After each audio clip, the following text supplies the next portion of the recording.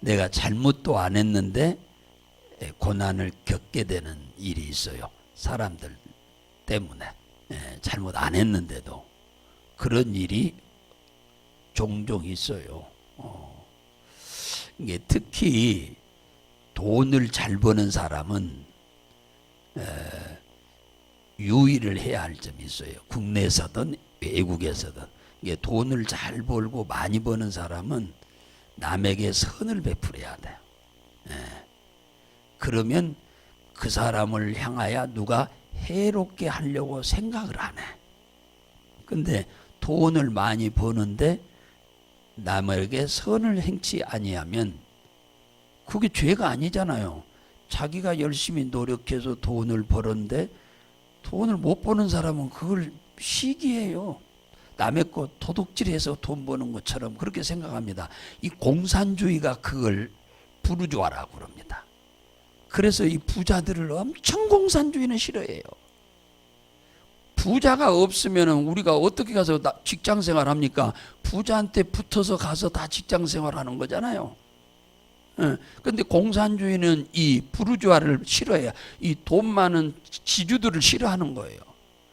그러면 그 사람도 돈 없으면 우리가 가서 어디 가서 붙어서 가서 일해서 먹고 살아? 그래서 공산주의가 안 되는 거예요. 공산주의 자체가 그래서 안 되는 겁니다. 나라마다. 북한이 그래서 안 되는 거예요. 공산주의. 중국도 그렇고 소련도 그렇고. 공산주의가 안 되는 그 원천적인 이유가 거기 있는 거예요. 부자들을 싫어하는 거예요. 아니 부자들이 뭐 나쁜 겁니까? 가난한 사람들 피 빨아먹었다고 그래. 뭐 흡혈귀입니까? 피 빨아먹게. 월급을 주고 그 사람들한테 일을 시켜서 돈을 버는 건데 그 사람들한테 월급 주고. 근데 이 공산주의는 이걸 엄청 싫어하거든요. 그래서 부자 것을 다 뺏어 먹어버려요. 그리고 부자 거 뺏어서 가난한 사람 예를 들어서 준다고 하는데 주나요? 절대 안 줘요. 김정은이 주나요? 안 줍니다. 절대로 안 줍니다. 지들만 먹고 살지. 그러니까 이제 부자가 죽어버리면은 망해버리면 어디 가서 직장 생활을 해요. 예를 들어 우리나라 삼성, LG, 뭐 SK 몇 개 죽어버리면은 거기에 수백만이 붙어서 사는데 그 사람들 직장 생활 못 하잖아요. 그럼 어떻게 살아? 그러니까 공산주의가 망하는데 뭡니까? 이걸 추종하는 세력이 있다 그 말이에요. 그러니까 이게 제정신이 아닌 거지. 이 공산주의를. 근데 오늘 이 본문을 우리가 이해를 해야 합니다. 무슨 얘기가 나오냐면 남에게 해를 받지 않는 방법에 대한 얘기를 지금 하잖아요. 너희가 열심으로 선을 행하면 누가 너희를 해하려? 그거 맞는 말입니다. 이게 돈을 조금 벌어가지고 먹고 살기도 힘들고 그런데 도울 수 없지요. 근데 돈을 좀 많이 벌면 주위에 어려운 사람들을 많이 도와야 합니다. 특히 외국에 나간 사람들이 한국인들이 표적이 돼서 많이 죽는 이유가 뭐냐면 가서 돈을 너무너무 많이 벌면서 남을 도와주지 않기 때문에 표적을 삼아 죽여버리는 거예요. 이 동남아시아에서 한국 사람들이 그렇게 많이 죽는 이유가 뭐냐? 돈을 많이 벌고는 남을 도와줄 줄 모르는 거예요. 그러니까 죽여버리는 거예요. 악착같이 돈을 벌고 아주 인색하고 그러니까 죽여버리는 거예요. 뭐 미국에서도 역시 흑인들 한국 사람들을 표적으로 삼고 요즘은 조금 덜해졌습니다만 많은 폭동도 일어나고 그러면 한국 사람들이 표적이 되는 이유가 뭐냐면 돈은 악착같이 부지런히 일해서 하나님이 복을 줘서 삽니다만 그 애들은 예수를 안 믿는 애들이니까 그들이 생각해서는 저그들 거 다 뺏어 먹는 줄 알아. 그래서 가서 죽이고 뺏어가는 거예요. 그러니까 돈을 벌면 남한테 어려운 사람들 주위에 전국적으로 도와줄 필요는 없지만은 그 주위에 있는 어려운 이웃들의 애들한테 장학금도 좀 주고 조금 어려운 사람들 조금씩만 도와줘도 그 분위기가 엄청 좋을 텐데 인간들이 그걸 못 한다 그 말이에요. 욕심이 많아가지고. 그러니까 남한테 뭐요? 그저 와서 가게 문이나 부수고 물건이나 좀 훔쳐가는 정도면 양반이지 사람을 죽여버리니까 문제지. 그래서 오늘 성경은 그러는 겁니다. 너 예수 믿는 너희들은 사람들한테 해함을 받지 않으려면 선을 행해라. 그 얘기입니다. 선을 행해라. 선을 행해. 이 아가도스 기도마인데 물질적으로도 조금 도와줄 수 있으면 도와줘라. 먹고 살 만한 사람 도와주라는 게 아니고 이런 데서는 극히 먹을 끈이도 없을 만큼 어려운 사람을 두고 하는 말이에요. 그런 사람들은 도와줘라. 안 도와주면 안 되니까. 예. 그리고 장사를 하는 사람은 물건을 질을 좀 잘 만들어라. 질을 좋게 속임수로 그냥 얼렁뚱땅 만들어서 팔지 말고 질을 좋게 만들어서 저렴하게 팔아라. 그 얘기예요. 여기서 선이란 말은. 아가도스란 말은. 그래서 사람들한테 팔아라. 그러면 누가 싫어합니까? 다 좋아하지. 저 회사 좋다고. 다 칭찬하지. 가게를 한다고 하면 저 가게 참 좋다고. 복음을 증거하려면 우리는 그런 삶을 살아야 하는 거예요. 이웃에게 우리가 무슨 뭐 좀 주었다 해서 당장 예수 믿으러 온다고 보다는 주위 사람들이 좋게 인식하도록 하는 게 가장 중요한 거예요. 교회에 대한 좋은 인식. 예수 믿는 사람에 대한 좋은 인식을 갖도록 하는 것이 복음 전도의 가장 첫걸음입니다. 요거도 먹으면 어떻게 복음을 전해요? 니들이나 믿어라 하고 안 믿지. 그래서 우리가 남에게 해함을 받지 않는 방법을 지금 이방 지역에 가서 유대인이 이스라엘 사람들이 저 이방 나라에 가가지고 지금 살고 있거든요. 이방의 애국인으로 나그네로 가서 살고 있어요. 이들이 해함을 받지 않고 사는 방법입니다. 이들이 하나님을 잘 믿고 삶으로 인해서 복을 받을 건데 복도 받지 못하고 살기 어려운 사람들한테 예수 지금 이 얘기를 하는 게 아니에요.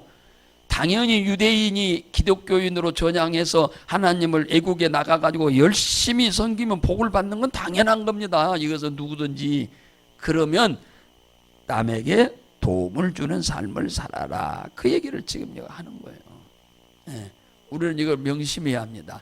우리는 특히 천하보다 귀한 영혼을 구원하려고 하는 우리 입장에서는 이걸 우리는 반드시 잊어서는 안 되는 일입니다. 우리는 항상 내가 사업을 하면 데리고 있는 사람 중에 어려운 사람이 있으면 좀 도와주고 그러면 일도 더 부지런히 잘 하지 않겠어요? 당연히. 어려우면은 도와줄 수도 없지요. 운영도 어려운데 그런 생각은 할 수 없고 돈을 많이 벌면 그러라 그 말이죠. 당연히. 그래야 회사가 잘 경영이 된다 그죠. 그게 하나님이 원하시는 뜻이다 그 말이야. 그게 하나님이 원하는 뜻이요. 불신자가 예수 믿으면 똑바로 믿으면 당연히 복을 받습니다. 야고보가 말한 여기 베드로가 말한 것처럼 하나님의 뜻대로 살면 반드시 복을 받게 돼 있어. 이것은 안 받을 수가 없어요. 그러니까 복을 받으면 그렇게 살아라. 지금 얘기하는 거야. 그래야 사단이 우리를 회방하지 않는다. 그 얘기예요. 두 번째. 거기 14절에 보면은 복을 받을 사람에 대한 얘기를 하는 거예요. 복을 받을 사람. 그러나 의를 위하여 고난을 받으면 복 있는 자니 저희의 두려워함을 두려워 말며 소동치 말아라. 그러니까 어떤 사람이 복을 받냐 또 하나. 자 13절에서 남한테 해함을 받지 않아야 복이 지속되지요. 그래야 누리는 삶을 사는 거예요. 돈은 버는데 제가 어제 돈 1,000원짜리가 헌금하기가 싫어서 교회 안 나온 할머니가 85살 먹은 할머니가 교통사고로 집 앞에서 바로 집 앞에 있는 도로에서 사고 나서 돌아가셨는데 집에 가서 뒤져보니 경찰들이 자식이 없는데 현금이 6억이 넘게 나왔대. 현금이 6억이 85살 할머니가. 그분은 돈을 모을 줄만 알았지 쓸 줄 모르는 거예요. 이게 누리지 못한 거죠. 이게 엄청나게 옛날 노인이라 지혜가 없는 거죠. 다 노인이라 해서 이렇게 지혜가 없는 건 아니잖아요. 근데 이 양반은 보통 지혜가 없는 노인. 평생 돈 모아 일해서 죽기 살기로 일해서 그저 시장에다가 콩 팔고 꾀 팔고 고추 팔고 또 벼 팔고 해 가지고 모아서 평생 죽을 날까지 쌓아놓은 게 6억이 넘게 쌓아놨는데 현금으로 죽어버린 거잖아. 이걸 뭐라고 하느냐면 누리지 못한다 그런 거예요. 돈은 벌었는데 나를 위해 쓰지 못하는 거예요. 이것처럼 어리석은 게 없지요. 돈은 죽어라고 내가 일해서 벌고 다른 사람이 다 써버려. 그런 사람도 엄청 많습니다. 이게 우리가 그러니까 이 하나님이 주신 복을 앞에서는 벌고 다 빼앗겨 버리든지 아니 죽어버리면 그 끝나버리잖아.